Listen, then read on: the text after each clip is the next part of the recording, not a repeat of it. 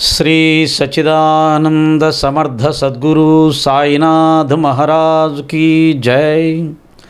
సాయి భక్తులందరికీ కూడా మరియు ఇతర గురుభక్తులందరికీ కూడా గురు పౌర్ణమి శుభాకాంక్షలు. గురుభక్తులకైనటువంటి మనందరికీ కూడా గురు పౌర్ణమి చాలా విశిష్టమైనటువంటిది. అనేకమైన పర్వదినాలు ఉండవచ్చు, అవి ఎంతో గొప్పగా చేసుకోవచ్చు. కానీ గురు భక్తులకు మాత్రం గురు పౌర్ణమిని మించినటువంటి పండగ మరొకటి ఉండదు. ఎందుకంటే గురువుతో ఉన్నటువంటి ఆ సంబంధం గురు భక్తులకు అంత గొప్పది. తల్లిదండ్రుల కన్నా దైవం కన్నా గురువును అమితంగా ప్రేమించడం అనేది గురు సంప్రదాయంలో జరుగుతూ ఉంటుంది.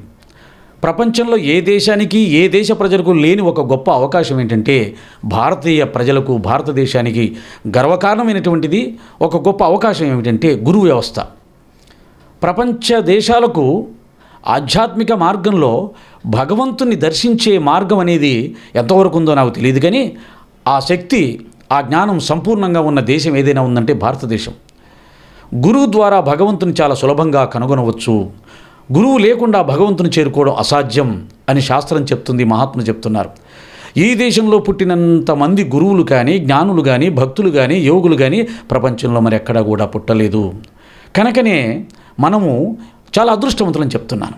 గురువు అంటే ఏమిటి మనకు తెలుసు. గు అంటే అజ్ఞానమని, రు అంటే అజ్ఞానాన్ని తొలగించే శక్తి అని మనకు తెలుస్తుంది. కనుక గురువు అనే పదంలోనే అజ్ఞానాన్ని పోగొట్టి జ్ఞానాన్ని ప్రసాదించేవాడని మనకు తెలుస్తుంది.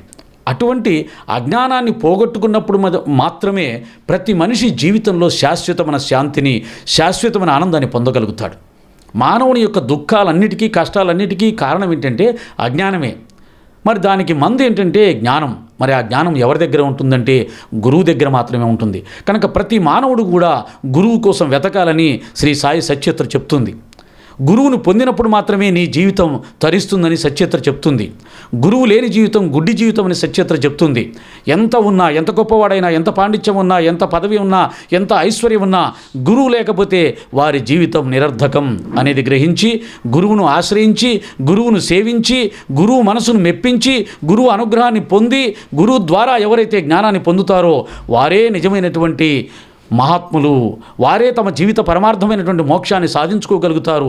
వారే ఇహ పరాలను సాధిస్తారు. వారే ఈ యొక్క జీవితంలో, మానవ జీవితంలో దుఃఖానికి అతీతమైనటువంటి శాశ్వతమైన శాంతిని పొందుతారు.